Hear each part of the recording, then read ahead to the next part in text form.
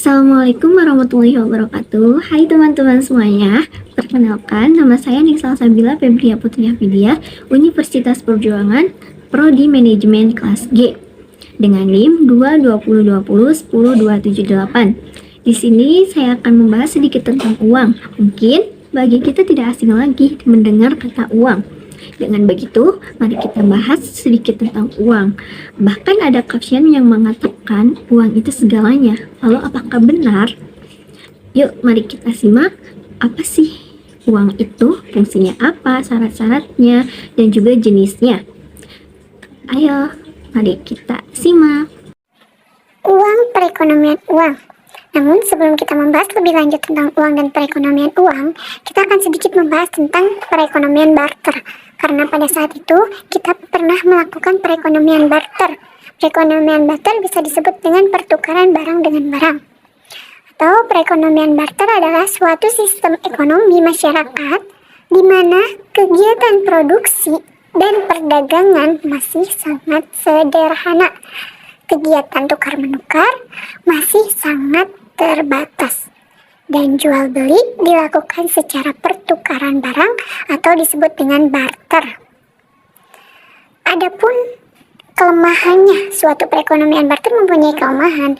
Kelemahannya yaitu pertama, perekonomian barter memerlukan kehendak ganda yang selaras.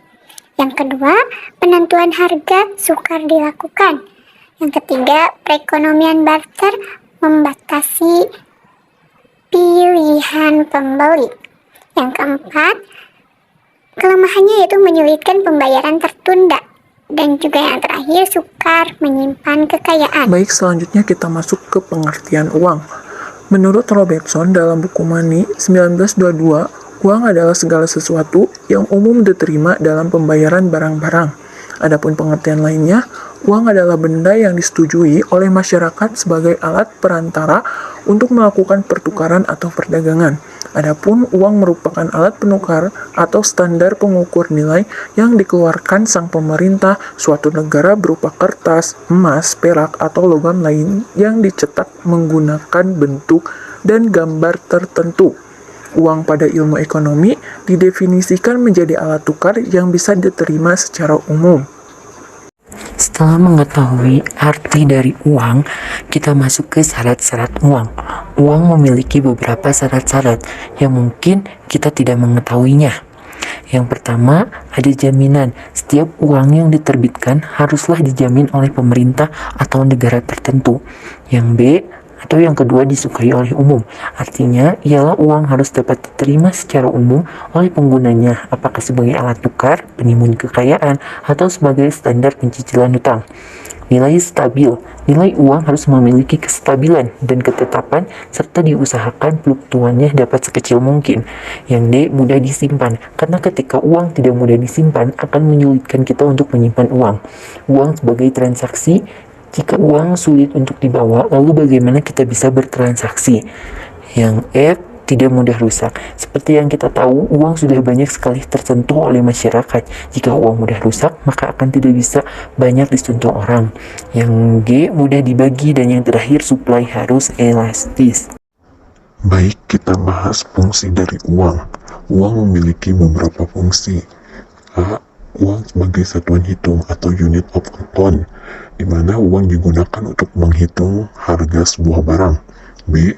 Uang sebagai satuan alat transaksi atau medium of exchange, di mana misalnya sebagai seorang mahasiswa, mungkin kita akan membeli buku dengan uang. Jadi itu bisa dikatakan sebagai uang alat transaksi. Yang C. Uang sebagai satuan penyimpanan nilai atau store of value, atau juga uang sebagai satuan standar pembayaran di masa mendatang. Seperti dalam fungsi ini, uang digunakan untuk menyatakan hutang atau membayar hutang. Dalam sistem ekonomi konvensional, uang tidak hanya berfungsi sebagai alat tukar yang sah atau Leasinggenders, melainkan juga sebagai komoditas. Pembahasan yang terakhir kita masuk ke jenis-jenis uang. Jenis-jenis uang dibedakan menjadi dua, yaitu berdasarkan pihak yang mengeluarkan dan juga berdasarkan bahan uang. Kita membahas dulu berdasarkan pihak yang mengeluarkan. Pihak yang mengeluarkan terbagi menjadi dua, yaitu uang kartal. Uang kartal adalah uang kertas atau logam yang beredar di masyarakat. Uang ini dikeluarkan dan diatur pengedarannya oleh pemerintah, serta merupakan alat pembayaran yang sah. Yang kedua, uang giral. Uang giral adalah alat pembayaran berupa cek, bilet giro, dan juga sejenisnya. Yang kedua, kita bahas berdasarkan bahan uang. Yang pertama ada uang logam. Uang logam adalah uang yang bahannya terbuat dari logam berupa emas, perak, dan bahan logam lainnya yang beredar sebagai alat pembayaran.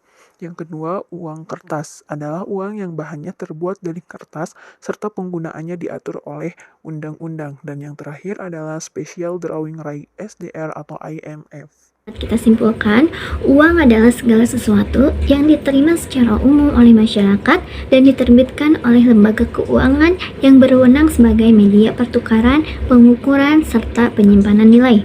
Dan manusia telah menggunakan uang sebagai alat transaksi. Seperti pernyataan yang tadi, uang adalah segalanya. Namun menurut saya, uang bukanlah segalanya, namun segalanya membutuhkan uang. Seperti contohnya kita ingin membeli seblak. Namun ketika kita tidak mempunyai uang untuk bertransaksi, maka kita tidak bisa membeli seblak. Namun teman-teman perlu kita perhatikan juga ya, peredaran uang yang diiringi dengan arus putaran yang tidak baik bisa mengakibatkan inflasi. Mungkin sekian yang dapat saya sampaikan. Mohon maaf jika banyak kesalahan dan semoga bermanfaat ya teman-teman. Billahi taufiq wal hidayah. Wassalamualaikum warahmatullahi wabarakatuh. Dadah. Sampai jumpa teman-teman.